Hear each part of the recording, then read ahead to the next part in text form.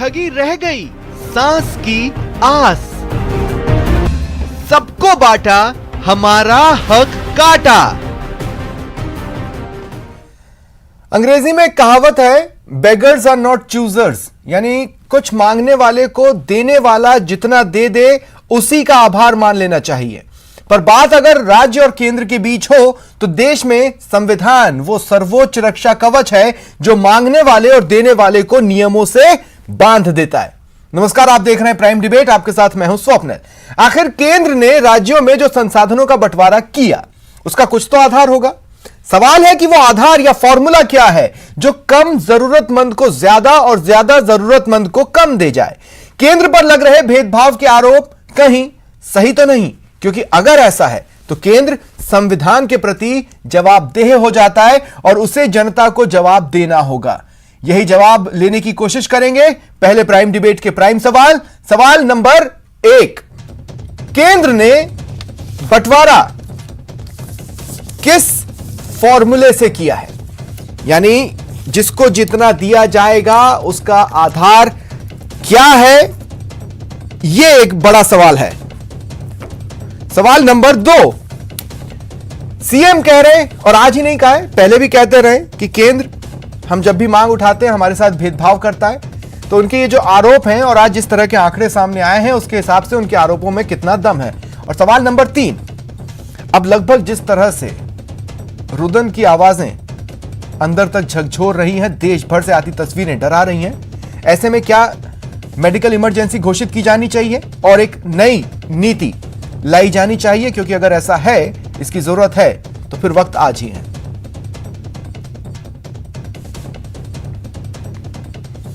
और मेरे साथ जो गेस्ट जुड़ रहे हैं आपको इंट्रोड्यूस करवा देता हूं। स्वर्णिम चतुर्वेदी जी, कांग्रेस नेता मेरे साथ जुड़ रहे हैं। राखी राठौड़ जी, बीजेपी नेता मेरे साथ जुड़ रही हैं। और अवधेश अकोदिया जी, वरिष्ठ पत्रकार हैं, मेरे साथ जुड़ रहे हैं। राखी जी, आपसे शुरुआत करना चाहता हूं। मुझे नहीं पता आप क्रिकेट पसंद करती हैं या नहीं करती हैं, लेकिन क्रिकेट का एक फॉर्मूला है जो किसी को दुनिया में शायद ही समझ में आता हो, वो है डकवर्थ लुइस। क्या इस फॉर्मूले के आधार पर संसाधनों को बांटा गया? देखिए, फॉर्मूला जो है संसाधनों को बांटने का हमेशा एक रहता है, चाहे क्रिकेट के नियम की बात करें या किसी और नियम की बात करें। फॉर्मूला सिर्फ और सिर्फ डिमांड एंड सप्लाई पे चलता है। अगर आपके प्रदेश में कोई प्रोडक्शन ऑलरेडी हो रहा है तो सेंट्रल गवर्नमेंट को उसी के आधार पर वहां पर डिमांड जो है उसके हिसाब से सप्लाई करनी होगी। आप जानते हैं कि ऑक्सीजन की जहां तक बात है, मैंने आपकी रिपोर्ट देखी और मुझे मालूम है आप सबसे पहले ऑक्सीजन की जो यहाँ पे आपूर्ति जो कोटा तय किया गया है राजस्थान का, उसके बारे में बात करना चाहते हैं। तो मैं बताना चाहूंगी आपको स्वप्निल जी कि राजस्थान के अंदर लगातार ऑक्सीजन का प्रोडक्शन हो रहा है। भिवाड़ी से 65 MT की जो पहले अलॉटमेंट किया गया था उसको 80 कर दिया और लगातार ये केंद्र जानता है, आपके प्रदेश के नेता नहीं जानते। वो रोज डिबेट में बैठ के चिल्ला रहे हैं कहां है ऑक्सीजन प्लांट, कहां काम कर रहा है।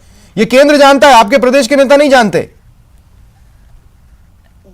देखिए, आप जानते हैं कि जो नोडल ऑफिसर राजस्थान सरकार का ही अपॉइंटेड नोडल ऑफिसर है, मैं नाम बताऊं उस अधिकारी का आपका, उसने आज ही स्टेटमेंट दिया है कि ऑक्सीजन की कोई कमी नहीं है। इनके मंत्री हैं, उद्योग मंत्री, वो कह रहे हैं कि ऑक्सीजन की कोई कमी नहीं है। जब कह रहे हैं कि कोई कमी नहीं है तो जो डिमांड दी जाएगी उसी हिसाब से। नहीं तो मैम, आप क्या चाहती हैं कि कमी है तो आज जनता के बीच में बताकर पैनिक फैला दें? देखिए, मैं आपको ना मैं आपको एक बात बताता हूं। प्रधानमंत्री मोदी भी कहते रहे, अमित शाह भी कहते रहे, चिकित्सा मंत्री भी कहते रहे किसी चीज की कोई कमी नहीं है और देश भर से तस्वीरें आई कहां पर क्या क्या कम है। ठीक है, मैं आपको बता दूं राजस्थान का अपना उत्पादन, उसका 54% ऑक्सीजन उसे मिल रहा है, जबकि दूसरे राज्य से कोई सप्लाई नहीं दी जा रही है। लेकिन गुजरात में जो है वो आप देखिए उनको कितना खुद का रखने दिया जा रहा है, 70% से ज्यादा, और दूसरे राज्यों से भी दिया जा रहा है। क्या यह भेदभाव नहीं है? देखिए स्वप्निल जी, देखिए दो बात बिल्कुल नहीं है, इसमें कोई पार्शियलिटी नहीं है। जो आपकी डिमांड होगी उसी हिसाब से सेंट्रल गवर्नमेंट जो है वो सप्लाई करेगी। जब आपने जो डिमांड ही 250 MT की है तो उसके हिसाब से सेंट्रल गवर्नमेंट कर दी है।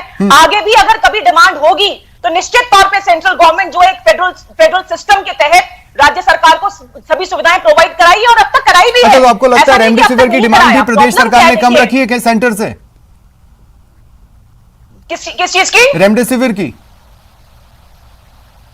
रेमडेसिविर की जहां तक बात कर रहे हैं आप देखिए कि इन्होंने जो अभी सेंट्रल गवर्नमेंट ने खोल दिया है कि राज्य सरकार जो है वो इस इंजेक्शन की परचेज अपने लेवल पे कर सकती है। मैं पूछना चाहती हूँ राज्य सरकार से भी कि आपने टेंडर में डिले क्यों किया? अच्छा, तो फिर क्यों पंजाब के अंदर आपने 23,000 रेमडेसिविर दे दी? जब आप खुद ही डिमांड क्रिएट नहीं करेंगे तो कैसे वहां से सप्लाई होगी? मैं कह रहा हूं कि केंद्र का अपना खुद का विवेक नहीं है। प्लीज। क्या केंद्र का खुद का अपना विवेक नहीं है? केंद्र की खुद की अपनी समझ नहीं है? एक दिन पहले ही सांसदों के साथ प्रधानमंत्री मोदी ने हालात पर चर्चा की है। आप ये कह रही हैं कि स्टेट ये बता रहा है कि ऑक्सीजन की कमी नहीं है, तो आपके सांसद भी यही बता रहे होंगे कि ऑक्सीजन की कमी नहीं है ना? तो फिर प्रदेश भाजपा क्यों हमला बोल रही है सरकार पर कि ऑक्सीजन की कमी है? जो स्टेट के मंत्री हैं वो भी यही बोल रहे हैं। सुन लीजिए, या तो आप बोल लीजिए या मैं बोल लूं। आप लगातार सवाल पूछेंगे तो मैं कैसे जवाब दूंगी, ये बताइए। आप मुझसे सवाल पूछ रहे तो मेरा जवाब भी तो सुनिए। हाँ, आप जवाब दीजिए, मैं सुन लूंगा। आप देखिए, एक बात की मैं बता दूं ना, ऑक्सीजन की कमी। आप बताइए, इनके मंत्री, इनके नोडल ऑफिसर बोल रहे हैं लगातार कि ऑक्सीजन की पूरा हमारे पास में पूर्ति है। प्रॉब्लम ट्रांसपोर्टेशन की है, प्रॉब्लम उसके मैनेजमेंट की है, जिसकी की व्यवस्था इन्होंने की है। मैं फिर भी पॉजिटिव नोट पे आना चाहती हूँ। उस व्यवस्था में भारतीय जनता पार्टी सहयोग करेगी। जब डिमांड हुई नहीं और आप पूरी कंप्लीट ये मानते हैं कि राज्य सरकार के पास में ऑक्सीजन कंप्लीट है, तो उसके बाद सिर्फ और सिर्फ उसको मैनेज करके सप्लाई करने की बात होगी। जहां तक इंजेक्शन की बात है, राज्य सरकार ने टेंडर कर दिया है। टेंडर करने के बाद उसका सप्लाई जो है वो जल्दी होगी। आप ये जानते हैं कि राजस्थान की जो कंडीशन थी वो बाद में आई। यूपी महाराष्ट्र में पहले प्रॉब्लम आ गई थी और उसी डिमांड के हिसाब से सेंट्रल गवर्नमेंट ने वहां पे सप्लाई दी। जो आप डिमांड दोगे उसी हिसाब से तो सप्लाई नहीं, पर ये वही राज्य, राखी जी, इंटरेस्टिंगली ये वही राज्य है जहां पर प्रदेश सरकारों को हाईकोर्ट को भी अभी आने वाले समय में जवाब देना है ना?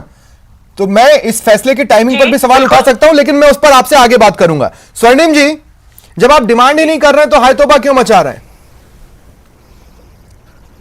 देखिए स्वप्निल जी, डिमांड तो लगातार हम कर रहे हैं। डिमांड नोट भी भेज रहे हैं, हमारे चिकित्सा मंत्री डिमांड कर रहे हैं। ऑक्सीजन जितनी हम मांग रहे हैं उतनी नहीं मिल रही ना। हम तो कह रहे हैं कि ऑक्सीजन के हमने प्रोजेक्टेड आंकड़े भेजे हैं।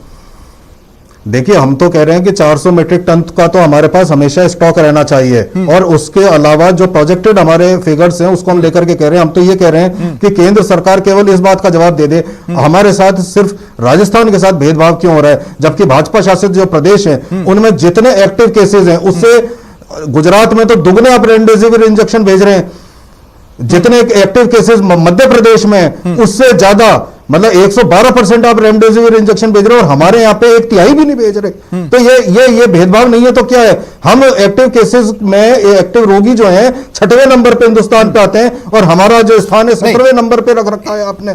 तो ये एक भेदभाव तो है ही, और साथ में मिस गवर्नेंस है।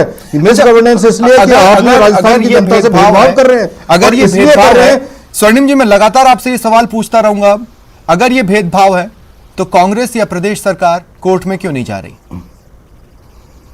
देखिए, अब मैं आपसे एक विनती करता हूं, आप 2 मिनट के आंकड़े सुन लें। कोर्ट में तो अब कोर्ट में हमारे यहां से कुछ साथी गए भी थे और सुप्रीम कोर्ट में इस पे सुनवाई चल रही है। इसका जवाब तो केंद्र सरकार को, सुप्रीम कोर्ट को देना ही होगा। जो भेदभाव हो रहा है और जो कमी हो रही है और कमी क्यों हो रही है, इसका जवाब उनको इसलिए देना पड़ेगा कि जब यह महामारी काल शुरू हुआ, पहले के वर्षों में जितनी ऑक्सीजन निर्यात होती थी उससे दुगनी ऑक्सीजन आपने इन 8 महीनों में राजस्थान सरकार पार्टी क्यों नहीं बन रही है सुप्रीम कोर्ट में जाकर? स्वर्णिम जी, सीधा सवाल है मेरा जी, सुप्रीम कोर्ट में जाकर राजस्थान सरकार क्यों नहीं बन रही है पार्टी? आप दिखाइए अपने आधिकारिक कागजात सुप्रीम कोर्ट में कि हमने इतना मांगा, आप देखिए दूसरों को इतना दिया और इनको इतना दिया। क्या ये सही है? सुप्रीम कोर्ट दूध का दूध पानी का पानी कर देगी अगर आप सही है तो।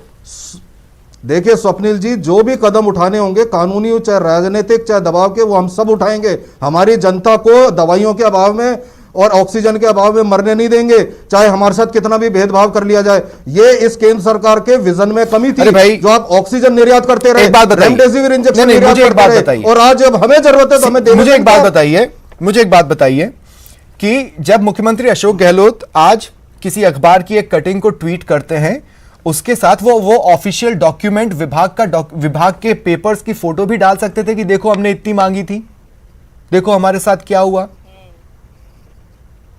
देखिए स्वप्निल जी, जितनी मांगी है डिमांड, हमने राज्य सरकार के पास तो राज्य से जुड़े कागजात हैं ना, उन्हें अखबार के कटिंग की जरूरत क्या है?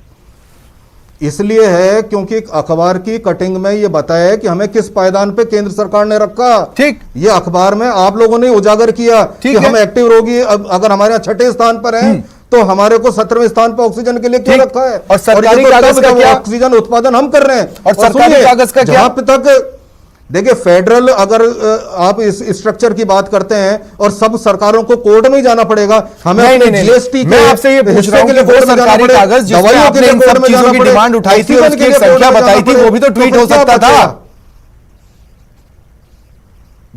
देखिए स्वप्निल जी, आप डिमांड तो हमने आज प्रधानमंत्री जी से, मुख्यमंत्री महोदय ने आज भी की है, रेमडेसिविर इंजेक्शन को लेकर के, हमने ऑक्सीजन को लेकर के, इसके अलावा वैक्सीनेशन को लेकर के। अगर वैक्सीनेशन कार्यक्रम ढंग से ही चला लिया होता, निर्यात नहीं किए होते, तो आज ये सेकंड वेव देखने को नहीं मिलती देश को। और देखने को आप सबसे बड़ी बात ये देखिए कि ये सारे इंजेक्शन, रेमडेसिविर इंजेक्शन हो, अगर ये भाजपा कार्यालय में या इनके सांसदों के घर पे मिल सकते हैं और हमें नहीं दिए जा सकते, तो ये भेदभाव का आरोप लगना लाजमी है। हम लगाएंगे और इसके लिए लड़ाई भी लड़ेंगे। ठीक है, ठीक है। अवधेश जी, मैं आपके पास आ रहा हूं। देखिए, अब इस वक्त तो देश में इन्हीं दो चीजों में से कोई एक चीज हो रही है। एक, या तो केंद्र सब कुछ सही कर रहा है और कांग्रेस सियासत कर रही है, या दूसरा, केंद्र से गलतियां हो रही हैं और इसलिए कांग्रेस को सियासत करने का मौका मिल जा रहा है। देखिए स्वप्निल जी, आपने एक टर्म सुनी होगी, हाफ ट्रूथ। दुर्भाग्य से हमारे देश में पिछले एक लंबे अरसे से इस हाफ ट्रूथ को ही फुल ट्रूथ मान लिया गया है और पूरी की पूरी जो पॉलिटिकल क्लास है वो इसका जमकर इस्तेमाल करती है। इस्तेमाल करे, इसमें इसके हम इफेक्ट, साइड इफेक्ट बाद में देख सकते हैं, लेकिन ऐसे समय में जब महामारी का इतना विकराल रूप सामने दिख रहा है, चारों तरफ हाहाकार मचा हुआ है, पॉलिटिकल जो क्लास है वो हाफ ट्रूथ का यूज करके सिर्फ अपनी जिम्मेदारी से, अपनी जवाबदेही से बचना चाहती है। देखिए, जो आंकड़े सामने आए हैं वो आंकड़े क्लियर हैं। कहा जाता है कि जो आंकड़े होते हैं वो झूठ नहीं बोलते हैं, तो जो आंकड़े सामने आए उनमें भेदभाव साफ दिख रहा है। अब वो भेदभाव गलती से हुआ है, इत्तेफाक से हुआ है, इन दोनों वजह से हुआ है तो ये लापरवाही है। लेकिन यदि ये जानबूझकर हुआ है तो ये अपराध है, अपराधी नहीं है, गंभीर श्रेणी का अपराध है। ऐसे समय पर जब लोग मर रहे हैं, ऑक्सीजन की कमी की वजह से मर रहे हैं, जो लोग भर्ती हैं, जो सीरियस हैं, उनको इंजेक्शन नहीं मिल रहे हैं, उस समय पर आप पॉलिटिकल पार्टीज देख के किस पार्टी की सरकार है, किसकी नहीं है, उसके हिसाब से आप आवंटन करेंगे तो ये गंभीर श्रेणी का अपराध है और इसकी जवाबदेही फिक्स होनी चाहिए। किसने ये किया है, किसके कहने पर किया है और क्यों किया है। और जो ये कांग्रेस बार बार कह रही है कि, हालांकि कांग्रेस टेक्निकली गलत है जब वो ये कहती है कि प्रदेश ने भाजपा को 25 सांसद दिए, टेक्निकली इसलिए क्योंकि अब 24 बचे हैं, एक आरएलपी के, जो कि अब कांग्रेस के साथ ही विपक्ष में बैठ रहे हैं। लेकिन मैं ये कह रहा हूं कि जब ये 24 सांसद जुड़े होंगे प्रधानमंत्री मोदी के साथ, कल ही उन्होंने भी तो बताया होगा, क्योंकि उनके पास तो आरोपों की भरमार है कि प्रदेश में ये नहीं है, वो नहीं है, ऑक्सीजन का ये, वहां पे प्लांट में कुछ नहीं हो रहा है, वहां पे नहीं हो रहा है, और ऐसे में प्रदेश की जनता को सरकार ने भगवान भरोसे छोड़ दिया है। लेकिन वहां से पता चलता है कि प्रदेश सरकार ने तो मांगा था और बीजेपी कह रही है कि यहां पर प्लांट है और उनके पास इतना अवेलेबल है। देखिए स्वप्निल जी, दिक्कत यही है कि इतनी जो विकराल स्थिति हो गई है, इसमें भी कोई अपनी जवाबदेही को नहीं समझ रहा है। जो जवाबदेह है उसी को दिक्कत होती है। वो ये सोचता है कि जितनी भी खामियां हैं, जो लोग परेशान हैं, हाहाकार मचा हुआ है, इसका ठीकरा उनके सर नहीं फूटे, इसलिए वो दूसरा से तलाशते रहते हैं कि इसका ठीकरा उसके सर फोड़ दिया जाए। देखिए, इसमें स्टार्टिंग से ये जो पूरा दौर चल रहा है, सेकेंड वेव जब से आई है कोविड की, स्टार्टिंग से इसमें दिक्कतें हो रही हैं, क्योंकि किसी ने नहीं सोचा था, ना सेंट्रल गवर्नमेंट ने, ना स्टेट गवर्नमेंट्स ने, कि ये सेकेंड वेव आएगी। तो हमारी तैयारी थी नहीं इस तरह की। आप देखिए, आप यदि यह संभव हो तो आप राखी राठौड़ जी से पूछिएगा एक सवाल मेरी तरफ से। जब कोरोना की फर्स्ट वेव आई थी तो सेंट्रल गवर्नमेंट ने कितने ऑक्सीजन प्लांट लगाने की घोषणा की थी, कितने के टेंडर हुए थे, उनमें से कितने ऑपरेट अभी हो रहे हैं और कितना टाइम उनका काम चलते हो गया है। इससे आपको पता लग जाएगा कि जो सरकार है, सेंट्रल गवर्नमेंट की मैं बात कर रहा हूं, स्टेट गवर्नमेंट तो लापरवाह रही इस दौरान। उन्होंने कोई इंफ्रास्ट्रक्चर अपना खड़ा नहीं किया, कोई मजबूत नहीं किया। सब ये मान के बैठ गए कि जो कोरोना है वो देश से चला गया। आप जो प्रेडिक्शन कर रहे हैं उसके हिसाब से अगर मैं एक टाइम फ्रेम बोलूं तो लगभग नवंबर एंड के आसपास से फरवरी मिड का वक्त ऐसा रहा जब तमाम सरकारें शिथिल पड़ गईं और उस दौरान कुछ नया प्रेडिक्शन इन सरकारों के लिए संभव नहीं हो पाया, जितना मोटे तौर पे अवधेश जी मैं समझ पा रहा हूं। राखी जी, अवधेश अकोदिया जी ये जानना चाहते हैं, खैर मैं भी जानना चाहता हूं, 1-1.25 साल में कुछ तो मेडिकल इंफ्रास्ट्रक्चर के नाम पर खड़ा किया ही गया होगा ना, ये मानकर कि अभी कोरोना गया नहीं है, कुछ तो किया गया होगा, फिर एकाएक व्यवस्थाएं धराशायी क्यों हो रही हैं? स्वप्निल जी, आप जानते हैं जब कोविड स्टार्ट हुआ, जब एक ही जगह पे यहाँ पे टेस्टिंग होती थी, आज 2500 से ज्यादा टेस्टिंग सेंटर्स हैं। वेंटिलेटर्स की जहां से इनके पास आरटीपीसीआर किट्स नहीं है, पूरे देश के अंदर डेवलप किए। जहां तक अभी ऑक्सीजन यूनिट्स की बात कर रहे थे अवधेश जी, 162 पीएसए सैंक्शन हुए थे, जिसमें से 33 अभी ऑपरेशन में है और विद इन 10-15 डेज सारे ऑपरेशन में आएंगे। दूसरी बात ये, जहां तक भेदभाव की बात की अवधेश जी, आप भी इस बात को समझते हैं कि भेदभाव तब होता है जब आपकी डिमांड की जाए। मैं बिल्कुल इस बात की, स्वप्निल जी की इस बात से सहमत हूं कि डिमांड के हिसाब से अगर रिक्वायरमेंट पूरी नहीं की जाए तब भेदभाव की कैटेगरी आती है। ठीक है राखी जी, मुझे एक बात सोच के एक बात का जवाब दीजिए, मुझे एक बात सोचकर जवाब दीजिए, हमारा दायित्व बनता है। ठीक है, मेरी एक बात का जवाब दीजिए। अगर प्रदेश सरकार जो बोल रही है, भेदभाव का आरोप नहीं, मैं ये कह रहा हूं कि अगर प्रदेश सरकार जो बोल रही है वही अंतिम सत्य है, तो आपके 24 सांसद प्रधानमंत्री के साथ वीसी में जुड़ के उन्हें बता के आ रहे हैं। देखिए, जो संसाधन सरकार के पास है उसमें ज्यादा नॉलेज किसकी रहेगी? वहां के मंत्री की, वहां का जो नोडल ऑफिसर है उसकी। नोडल ऑफिसर मंत्री लगातार ये कह रहे हैं कि ऑक्सीजन की सप्लाई पूरी है, हमारे पास प्रोडक्शन पूरा है, हम सेल्फ सफिशिएंट हैं, और हमको सिर्फ 65 से 80 एमटी अगर मिल जाए तो 250 से 260 पहुंच रहे हैं। जहां तक कि औद्योगिक जो अपनी इंडस्ट्रियल यूनिट्स हैं वो भी राजस्थान सरकार को आपका अपना विवेक कर रही है। मैं फिर देखिए इस सवाल पर आया, आप तो अपने विवेक से जानते हैं ना प्रदेश में कितने एक्टिव केसेस हैं? बिल्कुल है ना, प्रदेश में कितने एक्टिव केसेस हैं? अगर दूसरे प्रदेशों से हम एक्टिव केसेस की संख्या तय करें और अगर हमारे यहाँ सब कुछ अच्छा है, तो प्रदेश भाजपा किस बातों को लेकर आरोप लगाती रहती है प्रदेश सरकार पर? मैंने ये बिल्कुल नहीं कहा कि सब कुछ अच्छा है। मैं फिर से वही स्टेटमेंट रिपीट करूंगी, अपने पास पूरी आपूर्ति है, उसको मैनेज करने की बात है। अगर उसको ढंग से मैनेज कर लिया जाए तो ऑक्सीजन की कमी जो है वो राजस्थान के अंदर नहीं है। नहीं, पर जब प्रदेश सरकार कह रही है कि हमने 400 मांगा था, 270 मिला है, तो ये डिफरेंस कहां से आ रहा है? 400 नहीं मांगा है, ये गलत स्टेटमेंट है। 400 की रिक्वायरमेंट नहीं मांगी है, 250 की रिक्वायरमेंट थी। जो रिक्वायरमेंट है वो पूर्ति की है। आप खुद समझते हैं स्वप्निल जी कि पूरे देश के अंदर अभी ऑक्सीजन की डिमांड है। हम डिमांड से ऊपर का सप्लाई सेंट्रल गवर्नमेंट नहीं कर सकती। जब 250 का डिमांड गया है तो 250 का आपूर्ति हुई है। और मैं दावे के साथ कहती हूँ, आगे भी रिक्वायरमेंट अगर बढ़ी तो सेंट्रल गवर्नमेंट उतनी ही रिक्वायरमेंट पूरी करेगी जिस तरह के बाकी स्टेट्स की है। पर डिमांड तो जाए। और आप बताइए, भेदभाव की बात लगातार ठीक है, तो जो प्रदेश सरकार कहेगी उसे अंतिम सत्य मान लिया जाएगा। ओवरऑल ये रिएक्शन है आपका, मैं उस बात से सहमत हूं कि अगर केंद्र को बताया इतना गया है तो फिर केंद्र उतना ही देगा, क्योंकि केंद्र अपने विवेक का इस्तेमाल कर नहीं रहा है और केंद्र तमाम जगह पर हालात पर निगाह बनाए हुए नहीं है। यह बात अब मोटे तौर पर स्पष्ट हो गई। ठीक है, तो कांग्रेस भी फिर अपने बातों में स्पष्ट नहीं है। स्वर्णिम जी, ना कि ये डिमांड थी और ये सप्लाई हुई हमारी। देखिए स्वप्निल जी, हम तो स्पष्ट हैं और हमने तो स्पष्ट रूप से कहा है। देखिए, मैं आपको बताना चाहता हूं कि हमने कहा कि हम लगातार जो प्रोजेक्टेड फिगर्स के साथ आगे आने वाले समय के अनुसार भी हम तो उनको फिगर्स दे रहे हैं। और हमारे चिकित्सा मंत्री और अगर मुख्यमंत्री महोदय लगातार पत्र लिख रहे हैं, और सिर्फ पत्र प्रधानमंत्री महोदय को नहीं लिखे हैं, सारे के जितने भी हमारे यहाँ सांसद हैं इनको पत्र लिखे हैं कि ऑक्सीजन सप्लाई जो दी जा रही है उसको बढ़वाया जाए। ये हमने पत्र लिखे सब सांसदों को। तो क्या ऐसा हो रहा है स्वर्णिम जी, क्या ऐसा हो रहा है कि आप जब पब्लिक प्लेटफॉर्म पर आ रहे हैं तो वो बता रहे हैं जो आप बताना चाह रहा है, लेकिन जब केंद्र सरकार के साथ संपर्क में है तो जिस तरह के हालात हैं उस हिसाब से मांग उठा रहे हो, तो फिर तो आप सियासत कर रहे हैं। देखिए, सियासत तो केंद्र सरकार ने की थी जब प्रधानमंत्री महोदय ने 29 जनवरी को अपना पीठ थपथपाई थी कि हम तो वैक्सीन, ऑक्सीजन और दवाइयां निर्यात करके 135 देशों की मदद कर रहे हैं। सियासत तो केंद्र सरकार ने की थी 7 मार्च को। केंद्रीय मंत्री, देखिए आप केंद्र के पाले में किस तरह से चीजें डालते हैं उसका मैं आपको उदाहरण देता हूं स्वर्णिम जी। देखिए, आप केंद्र के पाले में किस तरह से चीजें डालते हैं उसका मैं आपको एक उदाहरण देता हूं। देखिए, केंद्र के पाले में मैं बताता हूं आपको, सुनिए मेरी बात सुनिए। जानना चाहिए, आप फ्री वैक्सीनेशन की मांग कर रहे हैं, 2-3 राज्य फ्री वैक्सीनेशन की घोषणा कर चुके हैं, आप क्यों नहीं कर देते? लेकिन आप क्या कह रहे हैं, नहीं पहले हम केंद्र पर दबाव बनाएंगे और अगर केंद्र नहीं मानता है तो हम निर्णय लेंगे। अरे भाई, अगर आपकी मंशा है तो आप निर्णय लो, किसने रोका आपको? ठीक है स्वप्निल जी, मैं तो आपसे सिर्फ एक ही चीज कहना चाहता हूं और राखी जी को के माध्यम से भारतीय जनता पार्टी तक ये बात पहुंचाना चाहता हूं। क्या 135 देशों की मदद करने वाले प्रधानमंत्री क्या राजस्थान को क्यों भूल गए? बंगाल चुनाव में मुफ्त वैक्सीनेशन का वादा जो किया कल, उसके बाद राजस्थान को क्यों भूल गए?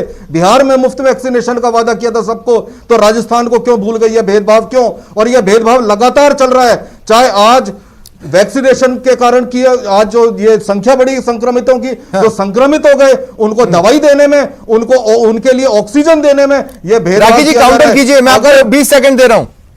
बिल्कुल बिल्कुल। हाँ, देखिए स्वप्निल जी, पहली बात इन्होंने की कि 135 देशों में वैक्सीनेशन क्यों पहुंचाई गई। मैं पहली बात ये कहना चाहती हूँ कि कोई भी आज पूरे वर्ल्ड के अंदर कोई भी देश जो है वो ऑटोनॉमस नहीं है। हमें बहुत सारा रॉ मटेरियल बाहर से भी लाना पड़ता है। पहुंचो, राजस्थान को भूल गए। आप ये तो कह रहे हैं कि इसका जवाब दे दीजिए, राजस्थान ने क्या पाप किया है? बाहर से हमारे पास raw material, Bharatiya Janata party को राजस्थान से क्यों भेदभाव है, इसका जवाब दे दें। इतना बड़ा देश अभी है नहीं जिसके अंदर की हम लोग अपने ही लेवल। ठीक है महिपाल महिला जी, आप बहुत लेट जुड़े मेरे साथ, मैं आपको 1 मिनट दे रहा हूं। जो भी आपकी पार्टी की राय, इस बात को ध्यान में रखते हुए मेरे से बोलिएगा कि एक लंबे वक्त तक आप काफी करीबी दोस्त रहे उनके, तो आप उनको इन एंड आउट जानते हैं, सियासत के आगे कुछ बोल पाए तो बोलिए महिपाल जी। नहीं, ये कोई राजनीतिक मुद्दा नहीं है और ये अकेला कोई राष्ट्रीय लोकतांत्रिक पार्टी का मुद्दा भी नहीं है। इसमें चाहे कांग्रेस के नेताओं, चाहे भारतीय जनता पार्टी के नेताओं, आरएलपी के नेता और तमाम लोग मिलके आज प्रदेश के जो हालात बद से बदतर बनते जा रहे हैं, क्या दोष है इस प्रदेश की जनता का कि 25 के 25 सांसद, ठीक है, अलायंस में हम लोग भी साथ थे चुनने के बाद भी, और अब राजस्थान को इस तरीके से इग्नोर किया जा रहा है। मैं तो राखी जी को कोट करना चाहता हूं कि देश बचेगा तो दुनिया में आपके जो और देशों से संपर्क काम आएंगे ना। आज किस तरीके की कैजुअलिटीज डे बाय डे हो रही हैं और उसमें राजस्थान प्रदेश को जिस तरीके से दिल्ली की सरकार ने इग्नोर किया है, बड़ा ये गंभीर विषय और बड़ी सोचनीय बात है। इसमें तो सारी पॉलिटिकली पार्टियों को, इवन भारतीय जनता पार्टी को भी, सबको मिलके जो है वो केंद्र सरकार से इस बात की मजबूती से मांग उठानी चाहिए। इसमें हमें दलगत राजनीति से ऊपर उठ के और प्रदेश की जनता के हित के लिए सबको यूनाइट होकर काम करना चाहिए था। और बड़े अफसोस की बात है, ठीक है, कि भारतीय लेकिन जिस आइडियल सोच की आप बात कर रहे हैं उसी से जुड़ी एक बात कहते हुए मैं अवधेश जी आपके पास क्लोजिंग कमेंट के लिए आ रहा हूं। आइडियल स्टेट यह है कि सब एक साथ मिलकर लड़ें, लेकिन राजनीतिक दलों के लिहाज से अभी वैसा वक्त आया नहीं है। अभी तो और बुरा वक्त आएगा जब अंतिम रास्ता बचेगा कि अब बिना एक साथ मिले कुछ नहीं हो सकता, तभी ये एक साथ मिलेंगे। अवधेश जी, इसमें पूरी जो सेकेंड वेव की जो लड़ाई है कोविड से, इसमें जब कोरोना आया था तो सब कुछ सेंट्रलाइज था, सब कुछ सेंट्रल गवर्नमेंट ने अपने हाथ में ले रखा था, चाहे वो लॉकडाउन हो चाहे अनलॉक हो। आपने देखा होगा हर पखवाड़े में एक नोटिफिकेशन आता था, सब कुछ सेंट्रल गवर्नमेंट ने अपने हाथ में ले रखा था। लेकिन जब सेकंड वेव आई जो फर्स्ट वेव से कहीं ज्यादा विकराल है, तब सब कुछ सेंट्रल गवर्नमेंट ने राज्यों के ऊपर छोड़ दिया। हाँ।